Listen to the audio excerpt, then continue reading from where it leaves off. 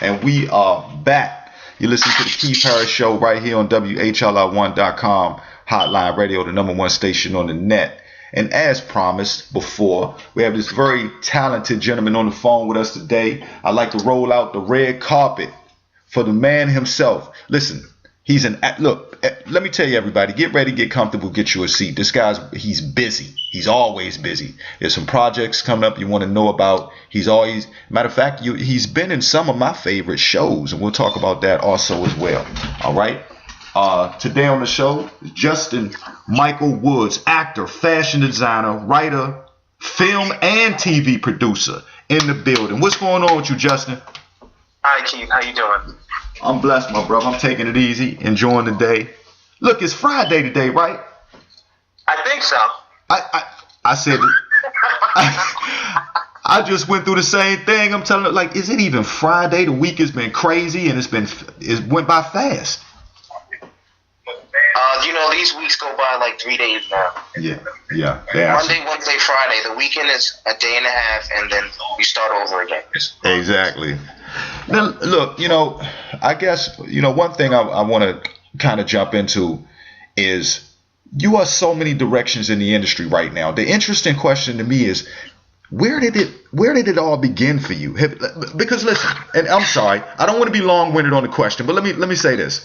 Fashion, acting, writing, you have came from so many different angles. And you've been successful in them all. One has to wonder, where did it all start for you? Was it even in those categories of entertainment? You know what? I feel like my parents paved the way for me. The first job I did, I was a couple of months old. I don't know if you remember the hip VIP insurance company. I should. It was like a big hippo and a heart, and the hippo was dancing around. Yeah. That was my first job. And hold on. Everything escalated from there. I mean, I started singing in church, and singing for the Lord was great, but I wanted a little bit more. And my parents, they were saved, and they didn't like the way the industry was going. They didn't like the horror stories they heard about, children in acting and being taken advantage of. And so my Aunt India kind of helped me out with, when it comes to, I'm sorry, hold on one second. Go ahead. Thank you. Too much going on today. I'm sorry. Oh, so no, my aunt would stand in position of my parents, and then, high school came around, and I really started getting serious about what I wanted to do with the rest of my life, and I applied to Juilliard, I applied to American Academy for Dramatic Arts, I applied to all of those acting schools, and I got in, and my father just had this really serious conversation with me, and I mean, at the end of that conversation, I was in tears, and I didn't end up going to Juilliard, and I lived my life for other people, and I just had to make a decision after a major depression. Right. We got to live our lives for us, and I think that we're put on this earth to do certain things, and me, entertainment, that's my gift to the world, because God gave it to me, and I just felt like I couldn't continue working at a law firm. It just didn't make sense. I was unhappy. Right. I was making great money, but it wasn't what I wanted for my life. Right. It was in a lot of ways. I guess some people go through that, like you say. I mean, people, we wake up and we go to work every day, and all these years go by, and we stop to wonder, listen, have I really done what it is that I wanted to do? Am I doing what I love? And so at that point, you decided it was time for a change. Yes, at that time, I decided it was time for a change. I had to live for me, Right. And I remember getting on my hands and knees, crying to God, just please, take this desire away from me. Take this desire to act and to sing and to want to be, making films, and because it was killing me. Right. I wasn't able to handle life and entertainment, and it's still difficult, but it's you got to get real with yourself. Right. And when everyone is long gone, that's not the time to live your life. You have to live your life now. Yeah, very true. And you're in Aries. You're in Aries too. April 16th, I think. Yeah, don't hold it against me. Yeah. No, I'm in Aries too. That's why I said that. That's why I said I'm in Aries as well. So us Aries have a bad rep with attitude and being stubborn and all that good stuff. But we're really good people. We have good hearts. Right, and we work hard. We do. All right, now, okay. So now at that time, so where was your first step in? Because listen, you've done a lot of acting as well. Did you start out in the background scene or? You know, I did a lot of movies that no one will probably ever see, and I don't know, man. I started on a movie called Diminished Capacity. Diminished Capacity.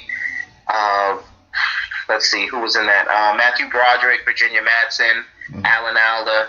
I don't know if you remember this old cat from the movie called The Principal. Yep.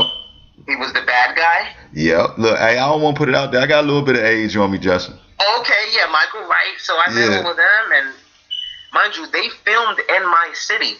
I walked from my house to the Jersey City Armory, and I was just like, you know what? Right. I'm here. I don't know what I'm going to do. I don't know who I'm going to meet, but this is what it is for me. And funnily enough, throughout filming, in between takes, Matthew Broderick comes up to me and just starts talking to me and, you know, basically who I am and, you know, how do I like Jersey City? And, you know, him and his wife, Sarah Jessica Parker, they live in Manhattan. Right. So I was just, for one, not getting starstruck, and two, maybe I can get some sort of nuggets of wisdom from this man. He's been working way before I was born.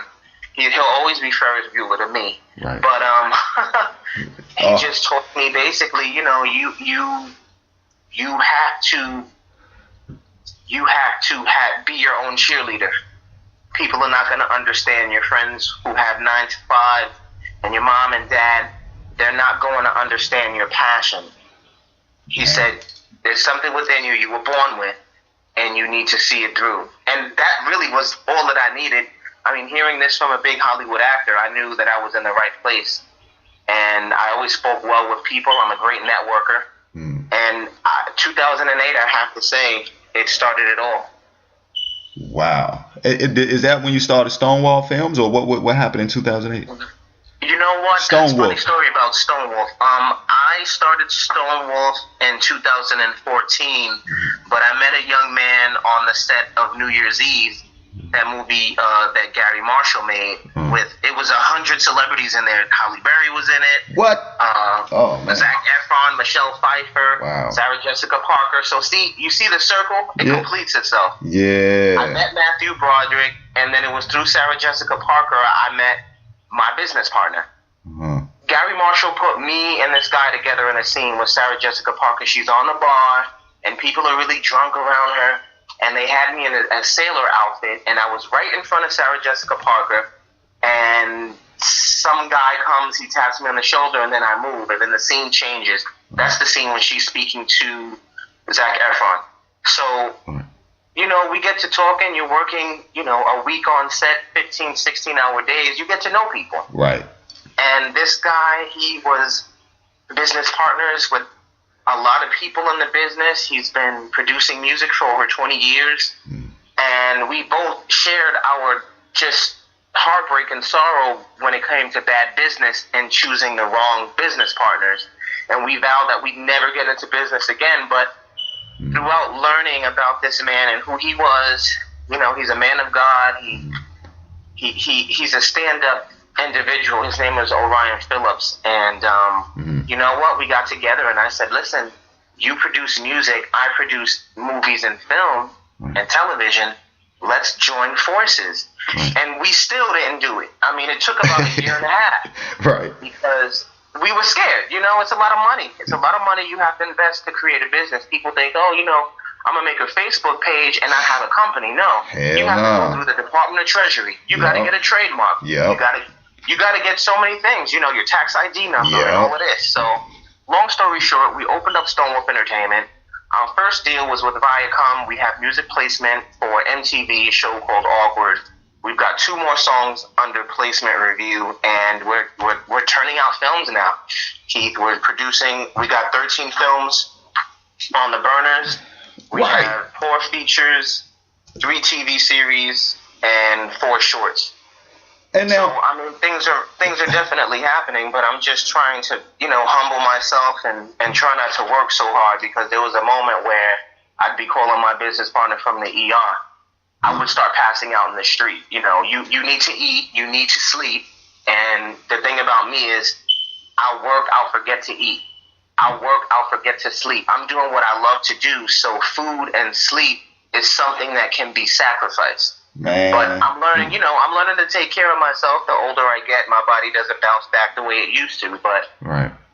You saying a lot. You saying a lot, bro. I'm glad we're talking about it like this, because it get on here. One thing that I find interesting, I like to talk about on here is, like you say, a lot of people get used to the cameras and all that stuff goes on, but there's a lot to life, and there's a lot of mechanics to making all of this happen. You even pointed out you said something about even with a business, people think you can start a page and this and that. A lot of people out there take note to that. I got a lot of friends who do that. As a matter of fact, they call me. They're like, "Oh my God, I can't get up with you. You don't mess with me no more." Nah, it's hard work.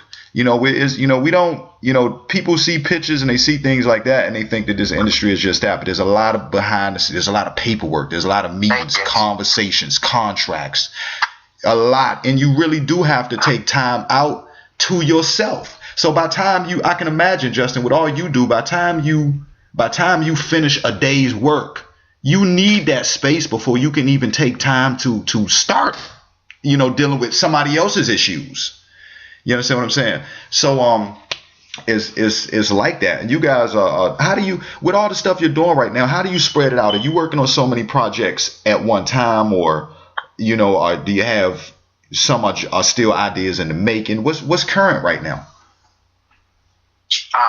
As far as production wise? Yeah. All right. We're currently reshooting a short that we produced called The Legacy of Cain. Legacy of Cain. And, going back to the biblical side of it, Cain and Abel, obviously, were the first siblings known to man. And with this short that we wrote, it focuses on greed and hatred. I was brought into a family. I was adopted. This is the storyline. I was adopted by a family who had one biological daughter. We grew up, never wanted for anything. Unfortunately, the parents died in a horrific car accident. They had a living will. They left their biological daughter nothing. They left it all to me. Whoa. So obviously the biological daughter feels some type of way. These are my real parents. Why would you get... And the sum was over... It was millions of dollars. It was $1.7 million with assets and liquidities and whatnot. Wow. So she unfortunately puts a hit out on me. Ooh. She gets me killed. Ooh. And what she finds out at the end of the movie was that I was going to split my earnings with her.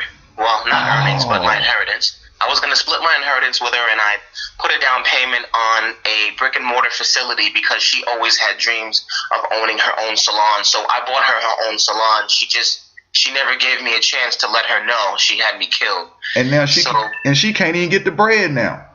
Now she can't get the bread, and unfortunately the money goes back to the state. Whoa. Okay, and this is a short. This is a short film, yes. It's about probably like 25 minutes. Man, that sounds like a feature. You know what? Ryan, we wanted to make it a feature, but, I want to do things right. I don't want to ever rush anything, and I'm going to be here for a while. He's going to be here for a while. Stonewolf is going to be here for a very long time, and we just want to do things the right way. We've got a cinematographer coming from Maryland. We have a sound guy coming from Maryland. Just outsourcing a lot of things. It's difficult. I never knew how much it took to make a movie. We see a movie, hour and a half, 2 hours, and we're like, wow. But not a lot of us sit back and watch the credits roll and realize it's hundreds, if not 1,000 names on that bill. Sound grips and editors and cinematographers, directors, producers, background. Like, there's so much that goes into movie making, even for a short. I mean, it's going on 6 months, and we shot it the first time but we weren't satisfied with the quality, so we brought all the actors back, and now we're filming in 2 weeks. Oh, wow. We're also doing this 48-hour film festival. They give you 48 hours. You start the clock. They give you a synopsis. You have to hire a male actor, a female actor.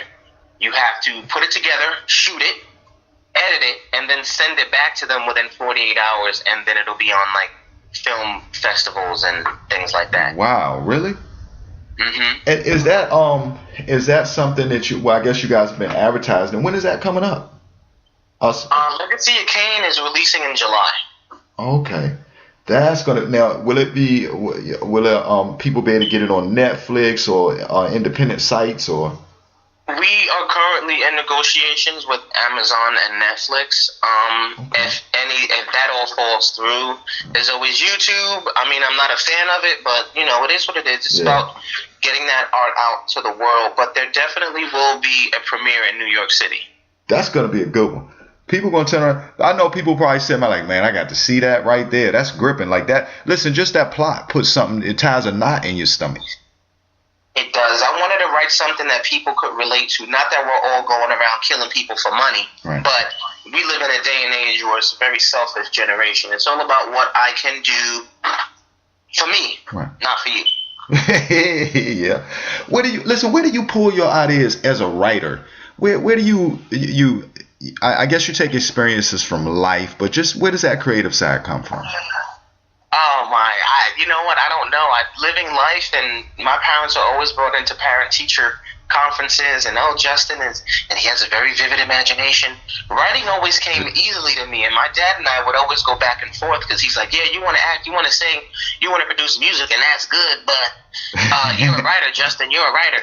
Like, ever since I was a child, I would get awards for writing, and then I actually got a job for Yahoo. I was a content contributor for Yahoo in high school. I was a junior in high school, and I was one of the contributing editors for Yahoo Online. Not a lot of people know that. What? Yeah, and my dad was just through the roof, and my son, he's a writer and this and that. But Justin, sorry to cut you off, but a lot of people don't even know how that works. How do you even become an editor for YouTube? Because a lot of people just think, people are learning something today. Because I just thought people put videos on YouTube, like everybody put it. Like I didn't even understand the editorial process. That's big. You know what? Back in like 2004, Yahoo had this content contributor network, and they sent an ad. It was in New York City. I saw it in the back of a paper. It's something out of a movie, really. Looking for content producers, content contributors. So I called them up and I said, well, what exactly are you looking for? They didn't know what they were looking for. I said, look, here are my writings. I'm a writer. I'm 16 years old. I'm this and that. And they said, we'd love to have you. And then they would give me, assignments. Right. But my heart, my goal in life, even as a child, was to become an architect. And funnily enough, when I joined the military in 2009, was originally an MP, military police, and then I switched over to become an engineer. So I'm a heavy construction equipment engineer. We do, we build roads. Right. Fortified, buildings, things like that. But the big stuff. I the big stuff. Go big or go home, right? Mm-hmm. I really wanted to learn about the economic development in Jersey City. Jersey City, I was raised here. I was born in Bayonne, raised in Jersey City, and skyscrapers started coming up. Every time I went to downtown Jersey City, there was another skyscraper. There was less factories and more skyscrapers. So I would interview one of the directors of architectural design for the School of Business and the School of Engineering for Rutgers. Yeah. I interviewed some people from New York City. I interviewed some geologists. I interviewed a lot of people, and they were saying how Jersey City would have been New York City if it wasn't for New York City, because when the Dutch came over, they dropped their ports wherever the boat landed, and the boat landed in New York Harbor. The Dutch did settle in Jersey City too, but New York City was where it was. The Native Americans, and we all know the story of how Manhattan was bought or taken. Anyway. Right. Look, I was gonna say another show, Just. That's another show, but yeah, and I really liked what I did, and the letters from the editor to my principal, and who's this Justin Woods? I mean, he's brilliant. Yeah. So I started doing that, and then I became an editor for a magazine called Breaking Fate Magazine, which is a subsidiary of Breaking Fate Entertainment. Uh-huh. And just briefly, I was editor for a fashion magazine called Fashion in the Fast Lane. So now I'm working closely with Pilar Scratch, who is a celebrity designer and stylist. Wow. And she has a magazine called Fashion God. So I'm assisting her with that. And as long as it's in the arts, Keith, that's where home is for me. And, look, and you're all over. I wanted to rewind for a second and just clear up. Listen, when I said another show, I didn't mean we couldn't talk about it on here. I was just thinking, wow, we would go on forever with the whole history thing. I love talking about that kind of stuff, and we can do that sometime.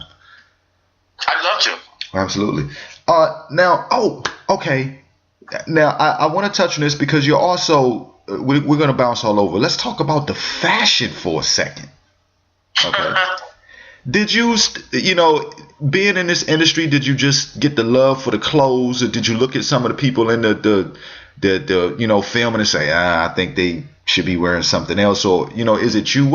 Or was it another business situation? What made you decide to do that, to go into fashion? You know what? Every day of my life, and I try not to do this, I go outside and I'm always seeing something that can be better. And I've always been a big boy. I'm not obese, I'm not fat, but I've always been a big boy. I have big feet. I wear size 15. And I always have to go out of my way to find clothes that fit me properly. I don't like walking around with baggy jeans. I don't like wearing baggy clothes. I like to have a good selection of footwear. And being the size that I am, you really don't find that. So what I found myself doing was buying shirts and pants that I liked, and I was altering them. I was cutting, I was adding, I was sewing this, making the waist small, but leaving room for the quads because I lift weights and stuff. So my quads are always bigger than my waist. So I would have to wear like a 38 jean or a 40 jean, and as you know, right, how much material that takes. It's very baggy. It doesn't look good. So I would cut the material. I would take in the waist. I would add more for the quads, and then I would taper it down towards the ankle. And everyone was like, what are you wearing? What are you wearing? I'm just like, whatever brand. But it's like, no, like that's not the regular brand. Right. Well, I altered it. So then my friends started giving me their clothes to alter. Thank God, my great grandmother, Willie Mae Woods, God rest her soul, she taught me how to sew when I was 2 years old. So I've been sewing since I was 2. What? Wow. And I started producing fashion shows in 2009, 2010. And then I just said, why don't I have my own fashion show? Why am I killing myself for the edification of all these other people who, let's be real, don't care about me? They don't care what happens to me. They just want to make sure their brand is the best and it's out there. And then I hired a publicist, and I got to work. I got to sewing. You know what? Oh wow! You just made me go off into something else. And how do you? And we'll go back to the New York Fashion Week and the brand. How do you get control of that in this industry with being so bombarded? Like, and what let me clear it up a bit. What I'm saying is, how do you make the change from, as you say, being the type of person who everybody around you in that industry satisfies their self? How did you manage to make the change over to making sure that you were in control? And when I say in control, I don't mean like, not respecting everybody with equality. We know you do. But just in your creativeness, how did you learn that, listen, this is how I need to take control of the situation and do what works for me? How did you do that? Through heartbreak. You believe in people, and you think people are going to be there. In my darkest hour, unfortunately, I was the only one in the room. Yeah. So I had to make a decision Oh. to there's a saying, it says, nobody got me like I got me. And it's like, it's so true. Yeah. Nobody is going to look out for you, Keith, but Keith. I mean, sure, you have your loved ones and you have your friends, but at the end of the day, we're going to do what's best for us. And I felt betrayed. I felt alone. I felt isolated. I felt worthless. I just felt so bad. And I had to soul search, and I had to surrender myself. Right. And let it be known that I'm a man and I can't do it all on my own. Right. And I had to start reaching out, and I got myself a great mentor. You know, we need mentors in life, and you have to humble yourself, because I used to be the type of person, I don't want nobody to say anything to me. Don't give me your opinion. I didn't ask for it. I'm good. I know what I'm doing. Right. And there comes a point where it's like, oh wow, okay, I don't know everything. Yeah. Oh wow, I got burned. Okay, lesson learned. Maybe I should start using other people's experiences as my own, so I don't have to go through that again. Right. And I contribute that to my success. I no longer have to experience life the hard way on my own. I'll take someone else's experiences as my own, and I'll be a step or two ahead, if that makes sense. Yeah, it does. It's wise. It's wise to take pieces along the way. You know, someone who doesn't want to accept knowledge and thinks that they know everything, I don't know, is a fool. I don't know if that word really means anything, fool, but that's what they say. Now, and that takes us to you know, going back to the fashion with Forgotten Citizens, NYC. You know, it makes you, just that brand itself, it makes you think about the people that go through, everyday people that go through everyday life. You know what I'm saying? Thank you. That's the premise behind the name. It really is. A citizen should never be forgotten. And more so, you know, I'm a veteran, and, you know, not to get too political, I feel like America just doesn't do enough for its armed forces. You're right. I'm going to agree with you. I'm going to say it right on here. I totally agree. So I figured, you know, a citizen is loved. A citizen is taken care of.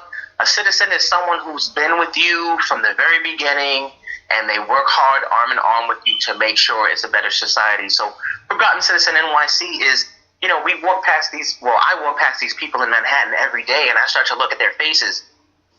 Some people are not happy. Yeah. And it's like, wow, you know what? We all have a story. We walk around like our story is bigger and better than everyone else, and no one suffered as much as we suffered, and it's on the contrary. You know, we all have stories, and I just figured Forgotten Citizen was a great name.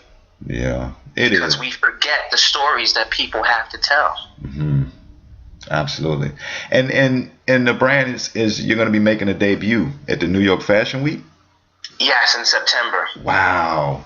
How does that feel? But then you're not new to this. You're not new to this, but I mean, I mean, it's fashion. It's very different. I do feel that film and fashion go hand in hand, and I definitely use the contacts I met through acting for my fashion line. But I'm really excited, Keith. I'm really humbled, and I'm really excited about the future. That's gonna be crazy to be able to see that. We look forward to seeing the pictures. You gonna post some pictures and stuff? Hey, you'll be there if you can. If your schedule allows, I'd love to have you there. Maybe you can interview some people. I got some celebrities coming. Oh yeah. I mean, I'm really looking forward to it. I have some special guests coming. They're gonna be seated first row, and I've just had the help of just phenomenal names in the industry. Just to name a few, I don't know if people know DVF, Diane von Foshenberg. Wow. She's been a real class act. The word escapes me. I don't even know what to say, because I've been blessed, Keith. I mean, it's one thing to want it, but it's another thing to always be placed in the areas that you need to be so that you can succeed. I had to fight, but I feel like I didn't have to fight as hard as a lot of other people, if that makes sense. Not taken away from what I did, but I just felt like I was always surrounded by the people I needed to be surrounded by. And that's a big deal. That means a lot. Yeah, definitely. That means a lot when you're surrounded by those people. And, you being good at what you do, it took those people to have, I guess, a belief in you. But then they saw how great your work is, though, and I guess the dedication that you also put into it. You know what? I wanted to ask you, too. There was okay, what about TV? Let's go to TV for a second. What is it 2 TV series you're working on right now, or pre or post? And what are those about? Or if you can talk about them, because I know sometimes it's hard. You can't leak too much in your position, but. Well, all right. There's one TV series, it's a crime drama. It's called Up the Avenue. It's fiction. However, as a writer, we do have to pull from some life experiences. Right. And it wasn't necessarily my life, but I had the okay to mirror someone else's life, and we've all gotten together and created this TV series, Up the Avenue. Up the Avenue is loosely based on the life of someone I know who, I'm trying to be very careful in how I say this. Take your time, because I know. We all saw The Sopranos. Yep. I'm Loved comparing Up the Avenue to The Sopranos, but unfortunately, I was at a meeting with Warner Brothers yesterday, and they were just like, oh, Sopranos, and it's Sopranos, and it's like, no, it's not Sopranos. Like, love David Chase, love what he did, but The Sopranos is long gone. It's never coming back. And I think that every so many years within a cycle, we need to have a little bit of a revamp. This is a coming-of-age story. This is a very personal story. This is about a man who struggles with the identity of himself, not sexually, but morally. Right. Okay? He has to struggle between being a providing father and a good husband, a good brother, a good son, a good nephew. And reputation on the street says this is the man that you need to contact when you need something. The respect on the street is absolutely astronomical. I mean, this man will make a phone call and things get done. Woo! Yeah, just like a movie. And I was intrigued. I was intrigued by the stories that were told to me. I was intrigued by the humanity of it all. And I was grateful to see a man go from that to the man he is today. And he totally... redemption is the only word that comes to mind. Because he's gone straight. He's on the straight and narrow. Yeah. And he just wants to provide for his kids. And I see that as... people think people who do crimes and they're monsters and they're evil people, but it's like these are people who are just, given the right circumstances, Keith, we all can kill and steal and cheat and lie. It has to be a good amount of material in it. You make the cake, you need that flour, you need that butter and salt and sugar and milk. And if you don't have certain ingredients, the cake isn't going to come out right.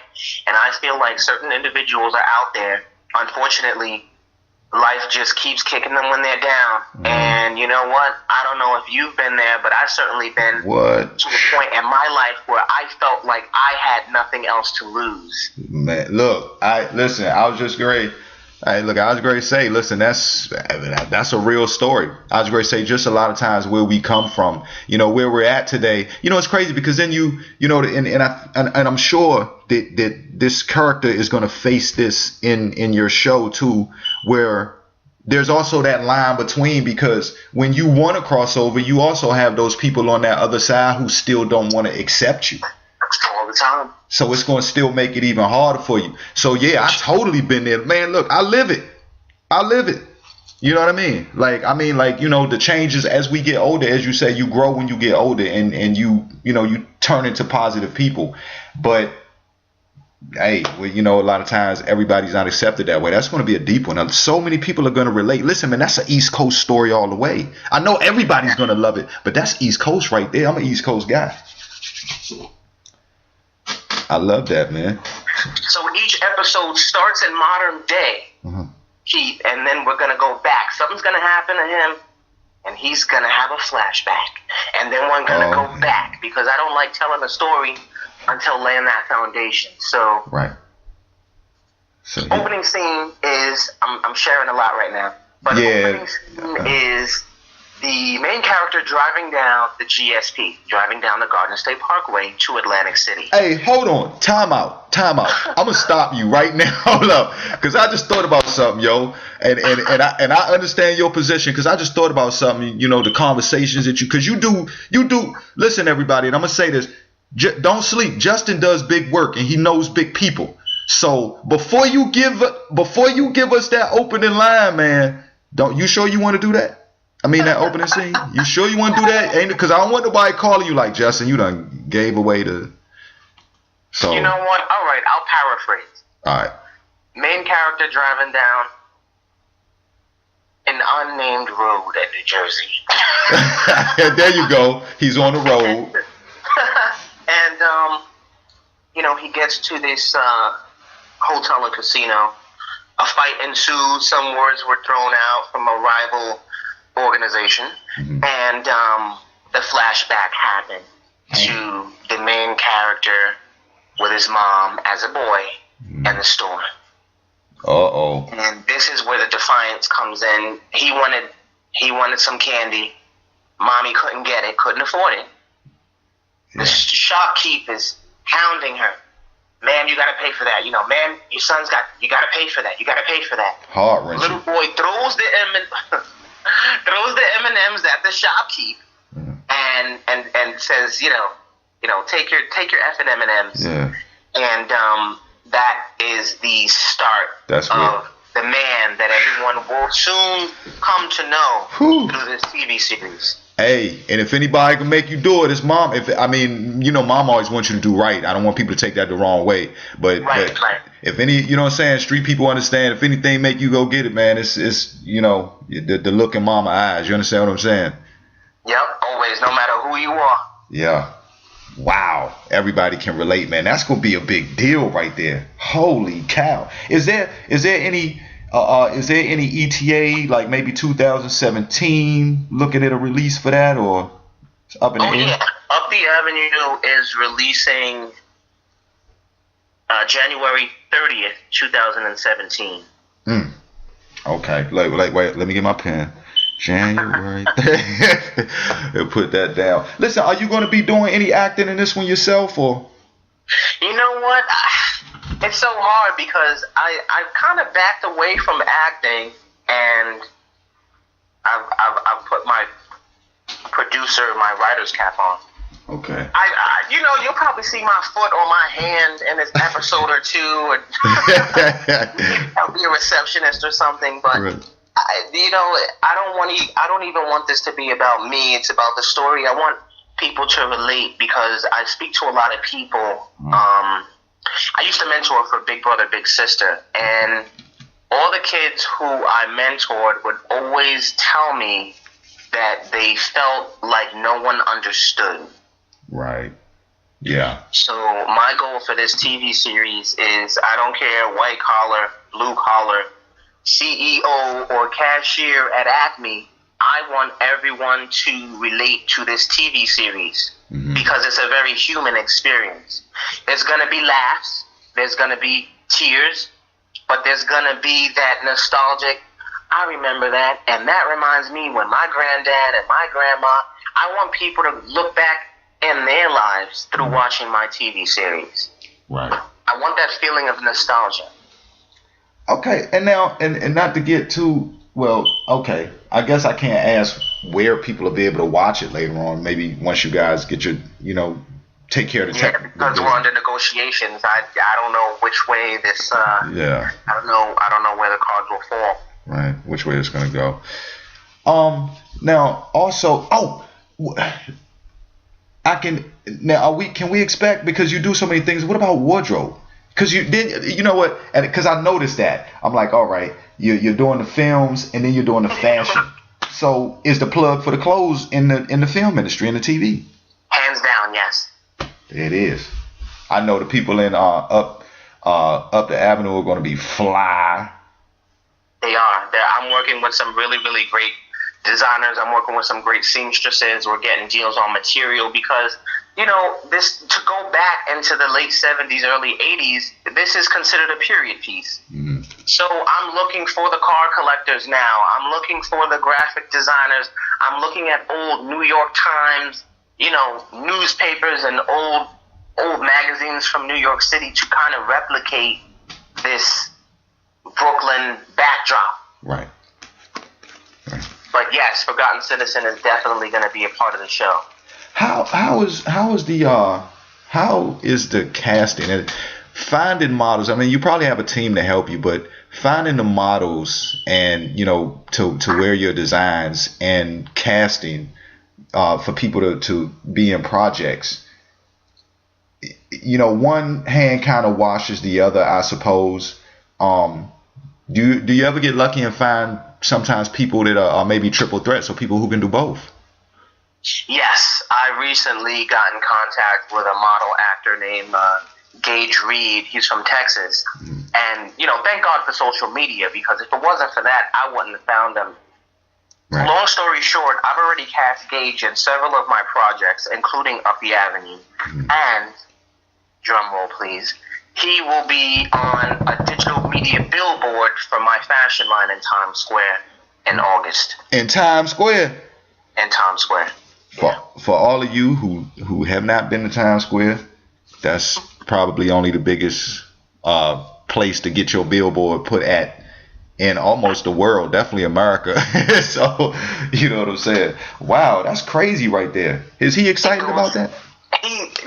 I speak to Gage often. He likes to FaceTime. I'm not used to that. Yeah. But he's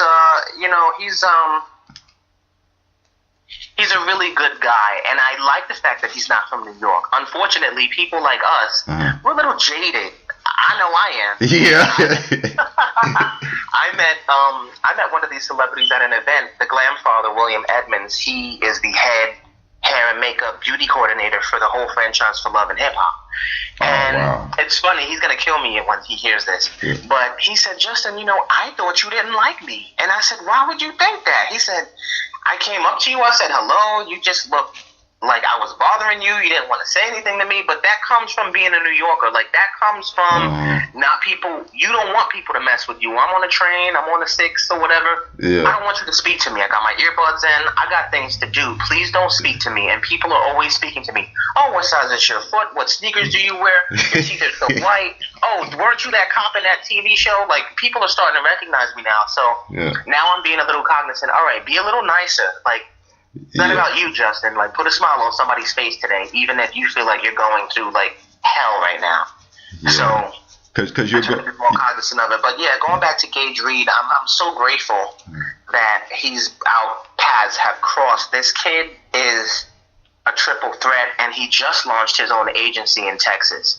So he's like me, okay? Actor, model, and now business owner, and that's the way to go. I want to join arms with people like you and people like Gage and people like Orion and one of my executive producers, Chris McCabe Adams, who I met on season 3 of Deadly Sins. We were both cops. I want us to excel together, because your knowledge, my knowledge, and their knowledge in one. Ooh, yeah.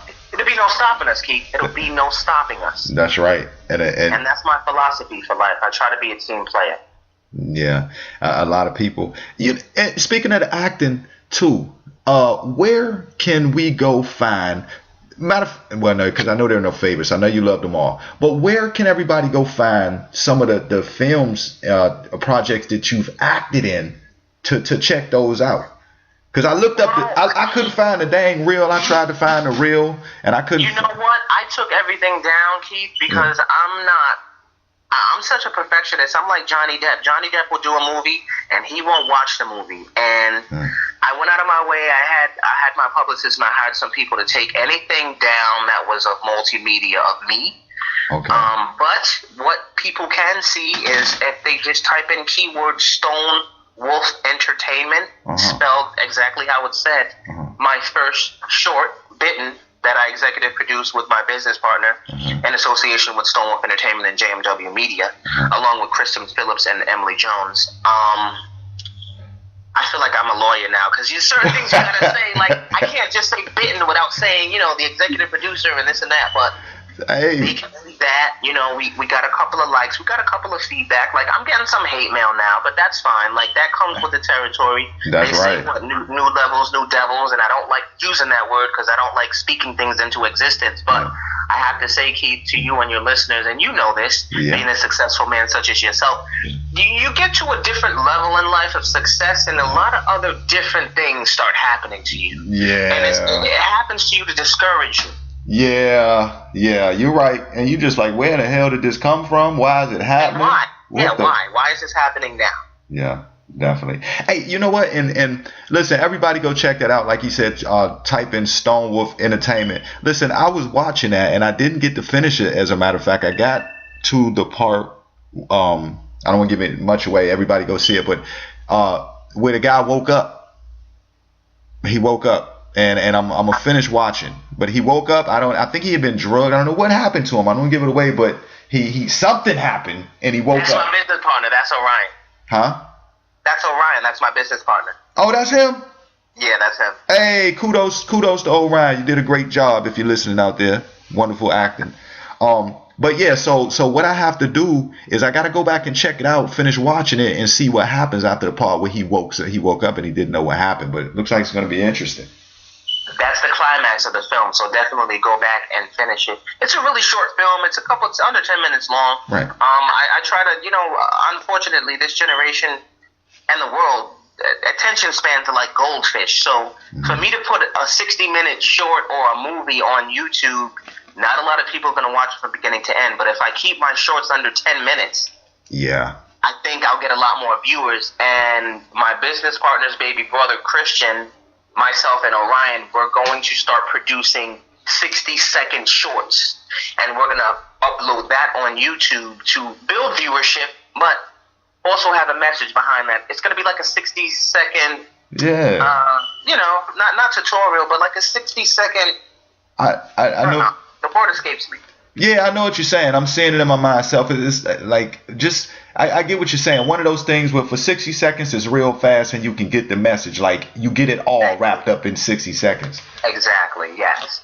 There's everything. So almost every shoot that you do is going to have the point to it, I guess. Listen, don't got time to waste, Yeah, I agree. I don't know what I'm talking about. I think people are watching my short in between lunch breaks at work or on their phones in the elevator. So I take advantage of the time. You taking time out of your day to watch something that I produce, for one, that's an honor, and I'm so grateful for that. But I don't want to take up people's time. I don't want to waste anybody's time. So if I could deliver a message in 60 seconds, I think I've done my part. Right. All right, listen, before we go, there were a couple of things. I want to get some shout outs in a minute, whoever you want to give a shout out to. But one of the questions I want to ask you, and there's so much more, gosh, we could go on. There's so many more things to talk about. But we'll have to do this again. But listen, what has been the biggest blessing? Oh, shoot. No, God. Yeah, okay. What has been the biggest blessing? I know there's so many, so I guess I'll change that. Not blessing. What has been one of the most important messages that you've received from just what you've been doing? Whether it's a good one, bad one, learning. I'm not gonna get emotional on your show today, so I'm gonna keep it short. You know what? Take your time and say it however you want to. Grace and mercy, and it's just, you meet certain people in life and you don't know why you met them, but timing is important, and later on down the line you know why you met them. And I've been in contact with some really, really special people, and I'm so grateful for that. I'd say, I don't want to say dumb luck because I hate that word. I don't like to say luck, but you just don't know what's going to happen. I was diagnosed last year with panic disorder and major depression. And for a long time, I didn't tell anybody. I guess I'm going public now. I felt ashamed. I didn't want anyone to know something was wrong with me. And he's crazy, and he's a veteran. He's got PTSD, and he can't be, or whatever. But I have a Tumblr page, and I wake up every day to messages from kids around the world that say thank you, because if it wasn't for you, I would not be here. Wow. And that's when I realized, wow, God, there is a reason why I'm here. Because sometimes we feel like, I feel like sometimes, why am I here? Like, what am I doing? I'm running around in circles. Yeah, like, I'm doing things for me, but, like, am I really contributing to the world? And to see those messages, to get a message from some kid in Sweden, Man.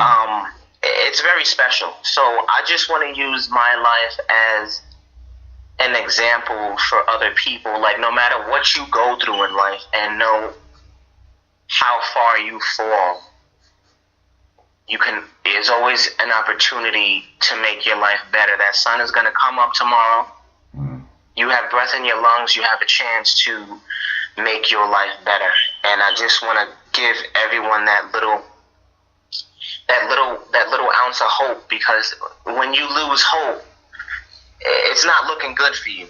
Yeah. It's only downhill from there. So I just want to encourage, you and your listeners to keep fighting the good fight. And I want to close with this. My great grandmother, she was my heart. She always said, Justin, keep on keeping on. And as a kid, I never understood it. But now that she's gone, I'm realizing I need her more now in my adult life than when I had her when I was a child. But I hear her voice in my mind. And whenever I feel like giving up, I hear that voice, keep on keeping on. And so I do. Wow. Justin Michael Woods, ladies and gentlemen, right here on the Keith Harris Show. Listen, Justin, it's been an honor. I enjoyed our conversation. It was more than movie talk. It was deep. It was interesting. It was getting to know you, man. Listen, we appreciate what you do, and on behalf of myself and I'm sure so many others, we congratulate you. And we look forward to everything you're doing. Look, Fashion Week, I'm getting out there. I don't know. Let me know the arrangements. We'll make sure we keep in touch about that. I'm coming. I'm looking forward to that. All right, definitely. I'd love to have you. Listen. Twitter. Before we go, right quick, commercials. You did a couple commercials too, right? Yeah. Yeah, man. Congratulations. Like, so much. Because, see, I don't want to hold you. I don't want to drag you out. But listen, commercials with Little John and people like that. Like, how was that?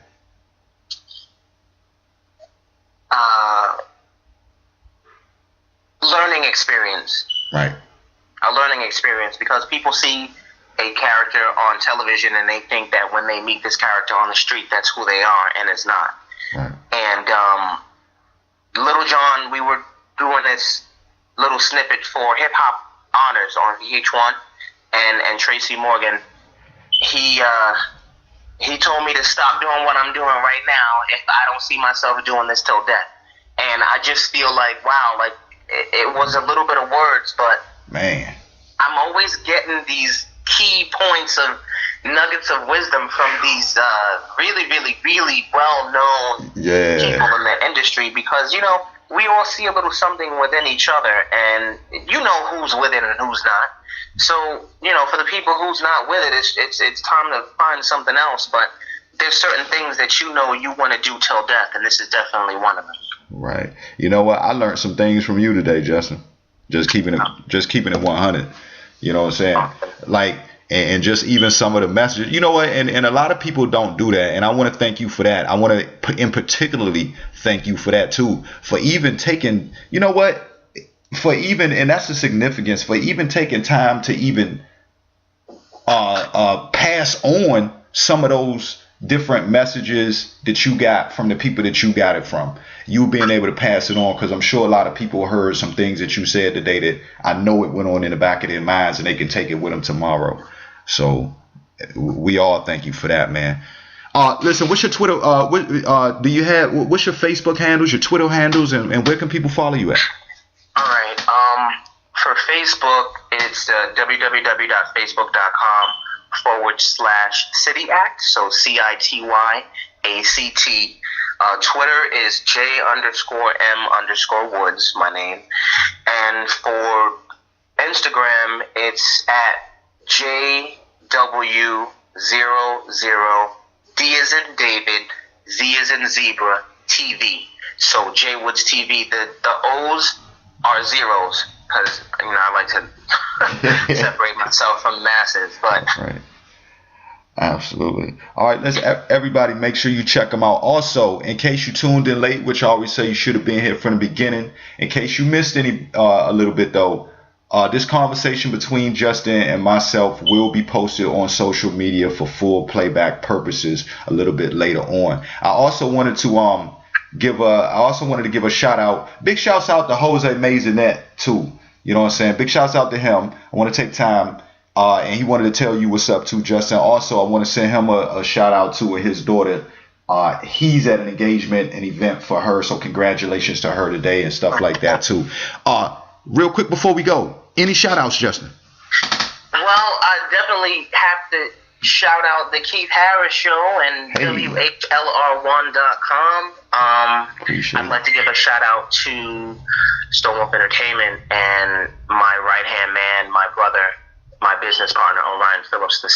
And you know what? I got to bring it home, and I got to shout out Mom and Dad for being patient with this crazy kid and edifying these crazy ideas that he had, and for them telling me that I could do anything I wanted to do, even though they didn't want me to do acting, because, you know, as a parent, they just want you to be okay, and they want that bi-weekly paycheck, and I get it. But shout out to them, and definitely shout out to my publicist, Bridget O'Brien, of Bridget O'Brien PR and Events, and Let's Talk About It Media, Bobby Shea.